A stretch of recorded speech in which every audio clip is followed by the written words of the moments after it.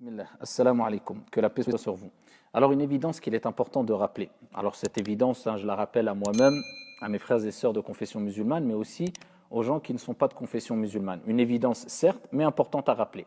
L'islam, c'est l'islam. Le musulman, c'est le musulman. Et il y a une différence entre l'islam et le musulman. Donc, ici, l'être humain lui-même n'est pas parfait. Que dire du musulman? Le musulman n'est pas parfait. Dieu nous a limités, tant au niveau intellectuel que dans nos capacités physiques. Nous sommes créés faibles, comme Dieu l'a rappelé dans le Coran, et certes, nous avons créé l'être humain faible. Donc, il ne faut pas confondre les deux choses. Les musulmans prétendent, certes, d'après certains non-musulmans, que l'islam est une religion complète et que le Coran est une parole parfaite. C'est une réalité dans notre croyance. Mais est-ce que cela veut dire que celui qui prononce, c'est-à-dire moi, c'est-à-dire l'imam, c'est-à-dire le musulman, le croyant et la croyante, sont des personnes parfaites? Loin de là. Est-ce que cela veut dire que celui qui interprète le Coran est une personne parfaite et que son interprétation est infaillible, que son interprétation est parfaite? Loin de là. Donc il faut distinguer entre les deux. Alors je m'adresse aux non-musulmans, mais aux musulmans aussi.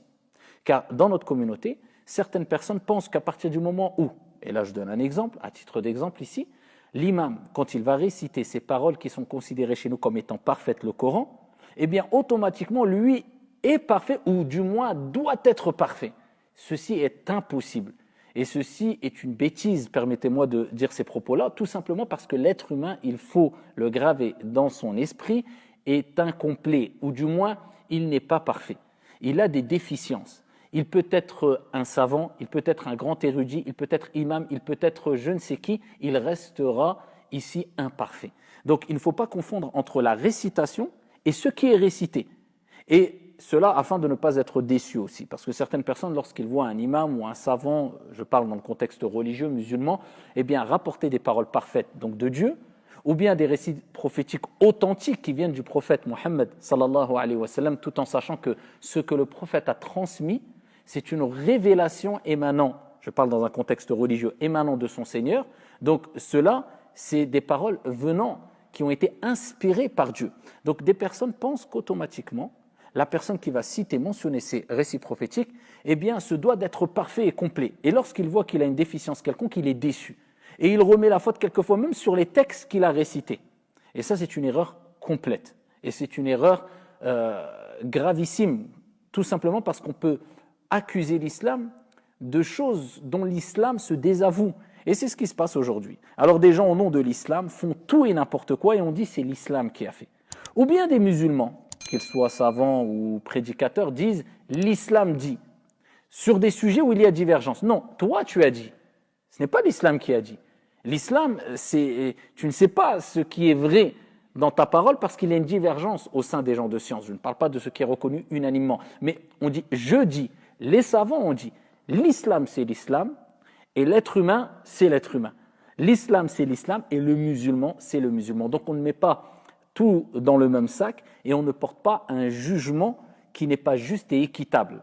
Quand on voit quelqu'un qui sort de la mosquée après qu'il ait entendu les paroles parfaites, je peux vous dire qu'il peut se comporter quelquefois avec un comportement qui n'a rien à voir, qui va en opposition avec ce qu'il a écouté ou ce qu'il a récité. Donc les non-musulmans, quand ils voient cela, il faut qu'ils aient quelque part un certain recul et qu'ils soient impartials dans leur jugement, en ne mettant pas tout le monde dans le même sac. Et les musulmans, faire attention à ne pas prétendre que nous sommes parfaits. Nous, en tant que musulmans, nous reconnaissons que nous avons des faiblesses, nous avons de grosses lacunes, d'autant plus qu'aujourd'hui, avec ce qu'on voit un peu partout dans le monde, eh bien, on peut l'affirmer que les musulmans ont de grosses lacunes et ont de grosses déficiences dans leur comportement, malheureusement, bien que c'est une communauté magnifique, exceptionnelle, et qui regorge de personnes magnifiques, mais la réalité doit être dite. Et le prophète sallallahu alayhi wa sallam a dit « Qulil haqq walau kana murra » dit la vérité même si elle est amère. Donc nous reconnaissons cela en tant que musulmans. Donc les non-musulmans doivent reconnaître aussi que l'islam c'est l'islam. Ce qu'on dit nous et affirme comme étant parfait, ce n'est pas les musulmans, mais c'est ce que Dieu a récité, a révélé dans son Coran. Et ce n'est pas l'interprétation du Coran qui est parfaite, mais les paroles de Dieu qui sont parfaites. Wallahu a'lam.